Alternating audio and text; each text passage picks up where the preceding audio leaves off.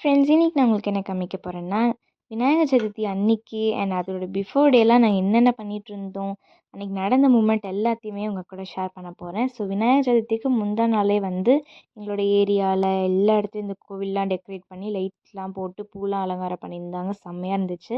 And எல்லாருமா சேர்ந்து எங்களோட பார்க்கிங்கை வந்து கோவிலுக்காக நாங்கள் சமைக்கிறதுக்கு கொடுத்துருந்தோம். எல்லோரும் சமைச்சு அது வந்து லஞ்சுக்கு இங்கே தான் சாப்பாடு போடுவாங்க. இந்த மாதிரி எல்லா ஏரியாவில் இருக்கிறவங்களும் இந்த இந்த இடத்துக்கு வந்து சாப்பிடுவாங்க. சாமியும் வந்து ஒரு நைட்டுக்கா போல் வந்து ஊர்வலம்லாம் வரும். ஸோ அதெல்லாம் பார்க்க செம்மையாக இருக்கும் இந்த டேவே.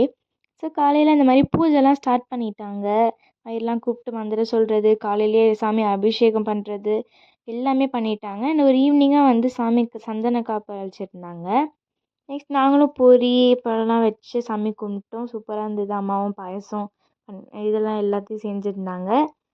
ஒன்ஸ் விநாயகர் சதுர்த்தி வரும்போது தான் வந்து இந்த மூமெண்ட்லாம் நடக்கும். அன்றைக்கி டேவே செம்மையாக அப்படியே திருவிழா மாதிரி இருக்கும். ஸோ லஞ்சுக்காக வந்து காலையில் 5:30 மணிலேருந்து எல்லாம் சேர்ந்து சமைச்சிட்டு இருந்தாங்க. ஏன்னா நிறைய பேர் வராங்க இந்த வாட்டி, ஒரு 200 கிட்ட வராங்க.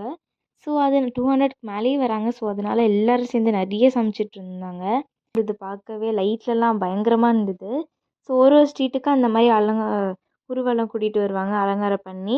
ஸோ நாங்கள் வந்து இந்த மாதிரி எப்போல்லாம் ஊர்வலம் வருதோ அப்போல்லாம் வந்து அர்ச்சனை தட்டுலாம் கொண்டு போய் கொடுத்து சாமிக்கிட்ட தரிசனம் வாங்குவோம். அன்றைக்கி டேவே திருவிழா கோலமாக செம்மையாக இருக்கும். ஸோ உங்களோட விநாயகர் சதுர்த்தி எப்படி போச்சுன்னு ஷேர் பண்ணுங்கள். Bye bye.